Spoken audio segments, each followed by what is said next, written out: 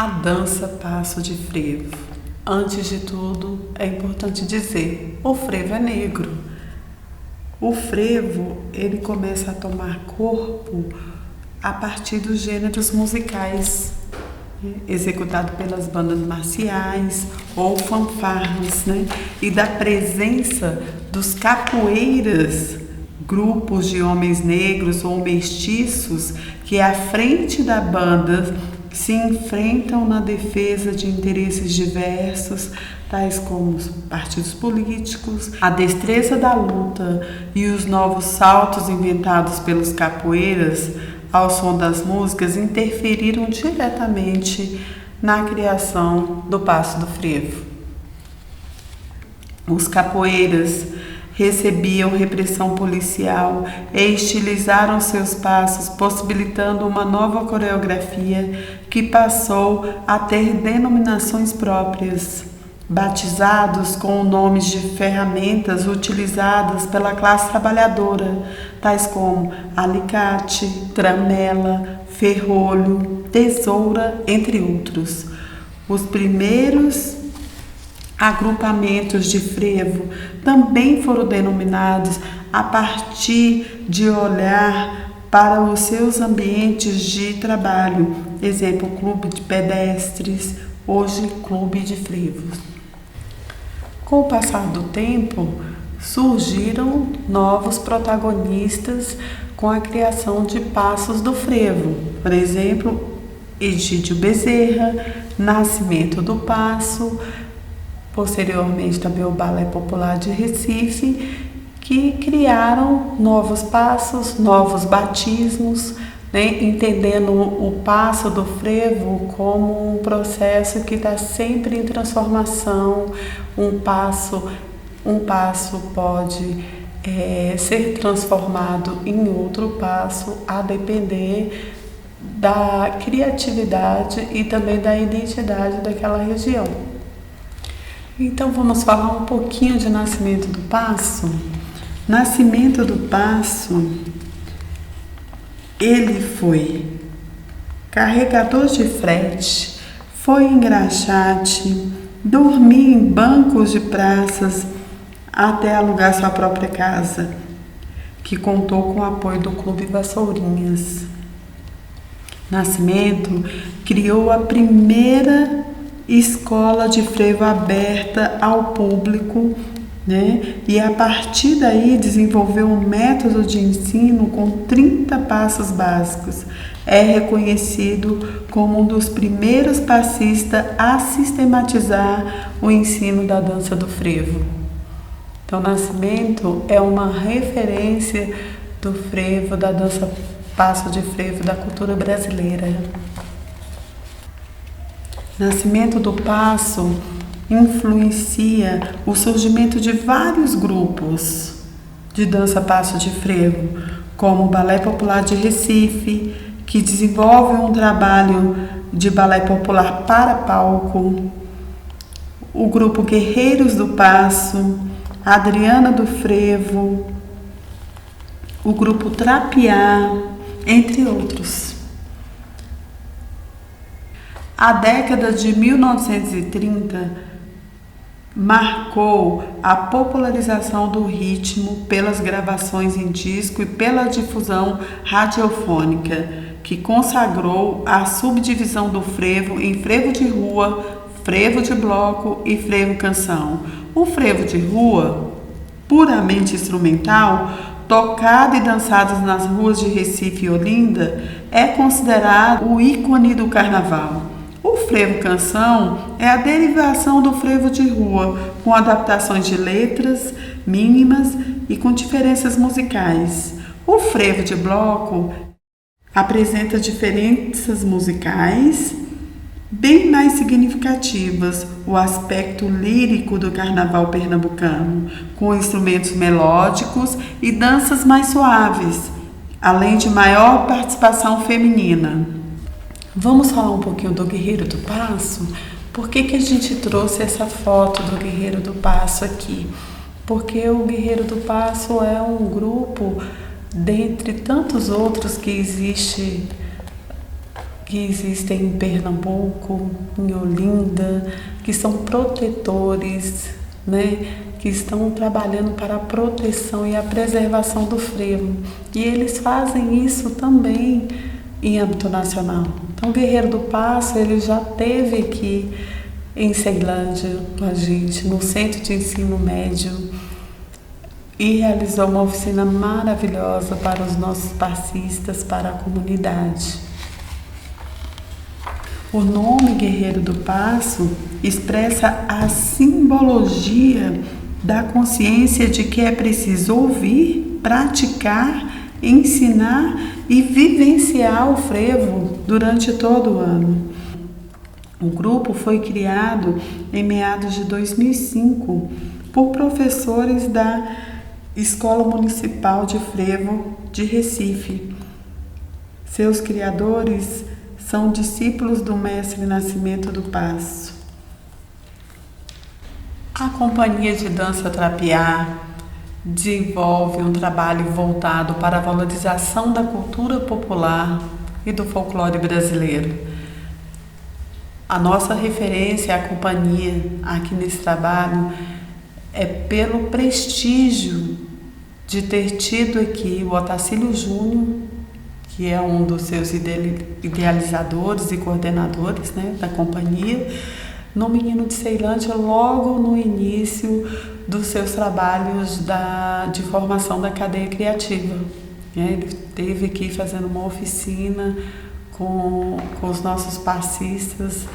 O frevo é patrimônio cultural da humanidade e patrimônio imaterial brasileiro. Ele continua a se espalhar por todo o país, por diversos lugares do mundo e em Brasília. Com o surgimento da nova capital, em 1960, o frevo pernambucano vem a se firmar através de uma colônia radicada desde os dias mais difíceis da construção da cidade. Uma colônia de pernambucanos, né? Assim foram fundados os clubes carnavalescos mistos, vassourinhas e lenhadores, em 1967, seguindo-se do aparecimento dos Pais Douradas em 1968, Batutas do Cruzeiro em 1973 e Bola de Ouro em 1985, responsável pela manutenção da tradição da dança e da música pernambucana no Planalto Central do Brasil. E o frevo não para em Brasília, né? Muitas dessas tradições não estão com a gente até hoje, dessas famílias, desses grupos que estiveram aqui presentes no início da construção da capital. Mas a disseminação continua, né? Ela continua muito forte. Em 1978, surge o Bloco Pacotão, com a sua irreverência, crítica, que é aquela crítica que a gente vê no frevo, nas massas, nas multidões dos carnavais ali do final do século XIX, início do século XX. A gente vê isso no Pacotão. Apesar do Pacotão não se afirmar como um bloco de frevo, mas ele traz a música e traz a crítica do frevo. E aí depois a gente tem, em 1992, o Galinho de Brasília, como uma referência do Galo da Madrugada, como um bloco que se propõe a ser grande e a afirmar o frevo em Brasília, e assim segue o Galinho de Brasília como um grande bloco de frevo do Distrito Federal.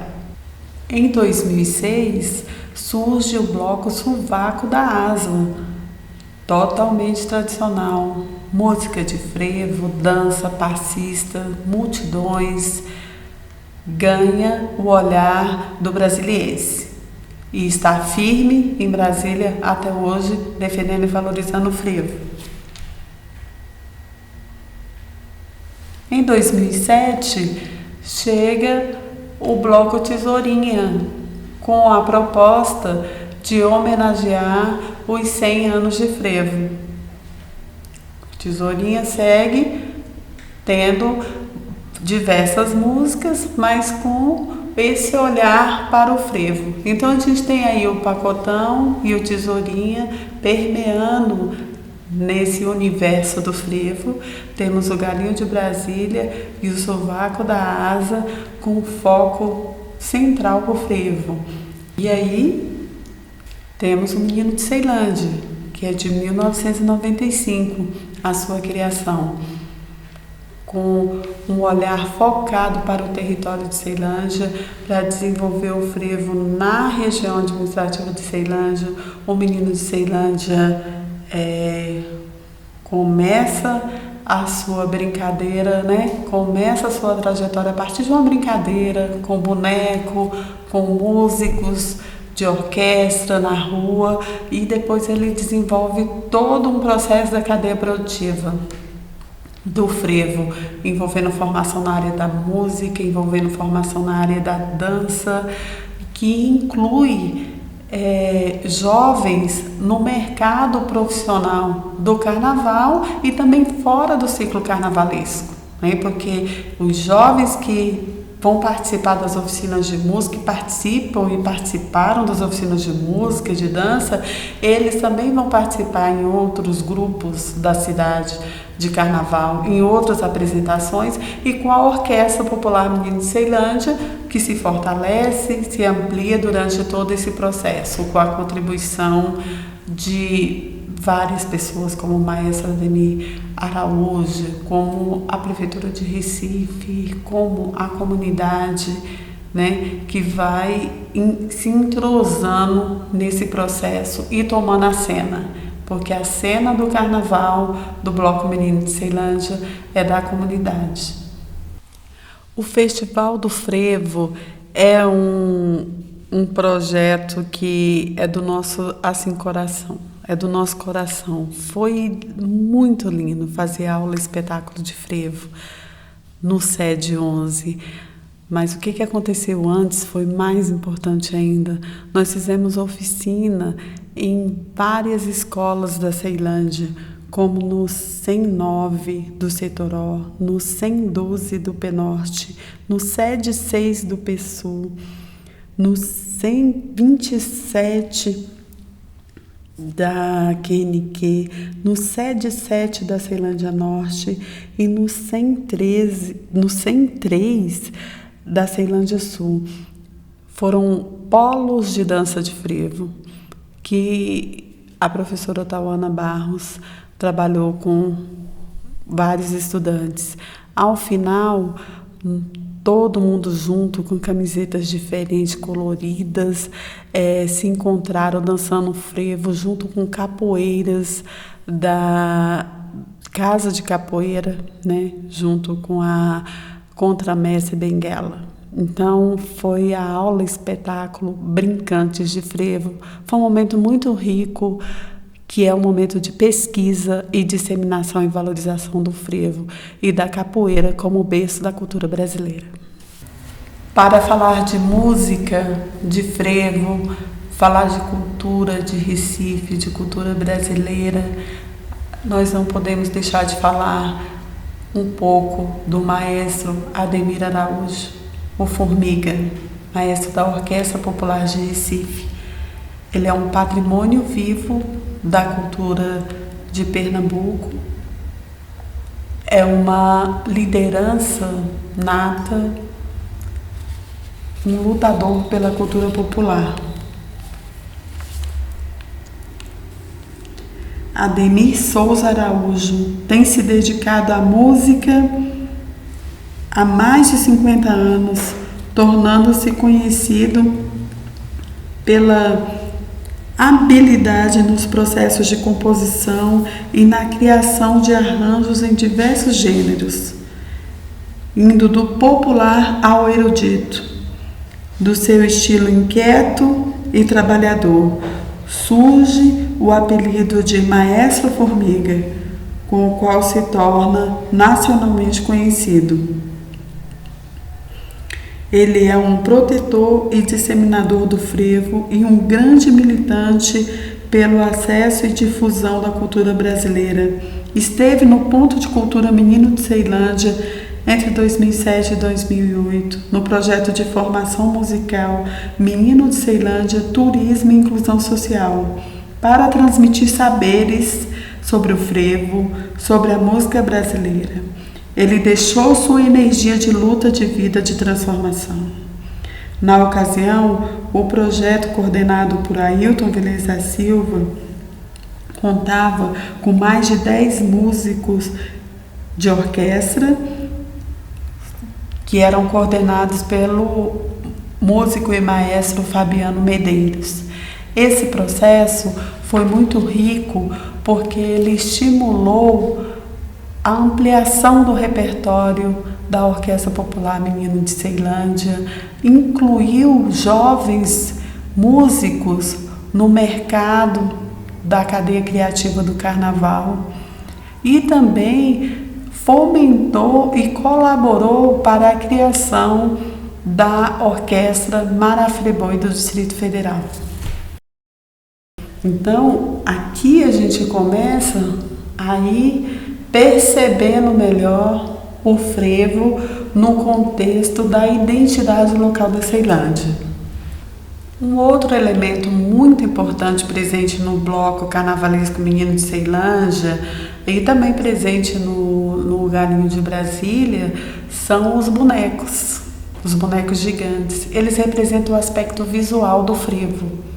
Esse aspecto visual do frevo, historicamente, ele está identificado a partir da identidade daquele território, né? No caso do Bloco Carnavalesco Menino de Ceilândia, a gente vem de um processo de construção dos bonecos de uma forma mais simbólica, com palhaços, com às vezes até bonecos anônimos, e cresce para a identificação desses bonecos dentro da realidade local, né? Então vocês vão ver nessa exposição bonecos com os nomes que se relacionam com a cidade, com a história da cidade, né? Nós estamos trazendo o Pezão, que é um poeta, né? É uma transformação, uma ressignificação de nome que a gente está fazendo. A Madrinha Maria também, que é uma pessoa da comunidade de Ceilândia e que sempre foi muito carismática, muito querida pela comunidade. O Churrasco, que é um histórico folião do Bloco Menino de Ceilândia, né? Então a gente está trazendo esses personagens numa relação identitária do bloco com o território, né? Bem particular do frevo, do aspecto visual do frevo. E a gente conta principalmente, como já falamos, né, do bonequeiro Aguinaldo de Almeida Tavares, que é o algodão, né, nascido em Olinda, Pernambuco. Desde os 10 anos de idade que o algodão aprendeu, né, e desenvolve esse trabalho de bonequeiro junto com vários mestres da cultura carnavalesca. O algodão é um dos disseminadores do frevo no Distrito Federal, né? Então a gente tem esse prazer de ter o algodão como fundador também desse bloco e nesse processo de construção desses bonecos. E temos também o Ayrton Maceno, que é um bonequeiro também muito importante de Brasília, também que faz o seu trabalho no âmbito nacional, que também tem colaborado com todo esse processo do Menino de Ceilândia há muitos anos, né? Nesse processo de reforma, de ressignificação, de caracterização. E o Vinícius Viles da Silva, que também é um bonequeiro mais novo, um bonequeiro que trabalha mais com a transformação visual e também estrutural, né? Que está aí junto desses grandes bonequeiros de Brasília, como o Algodão e o Ayrton, nessa proteção e valorização do frevo. Meu nome é Luciene dos Santos Vélez, conhecida como Nina, Eu sou uma das fundadoras do Bloco Carnavalesco Menino de Ceilândia, integro a Instituição Cultural Menino de Ceilândia e foi um grande prazer estar com vocês. Continuamos a nossa pesquisa, continuamos o nosso fazer cultural e contamos com vocês. Um grande abraço.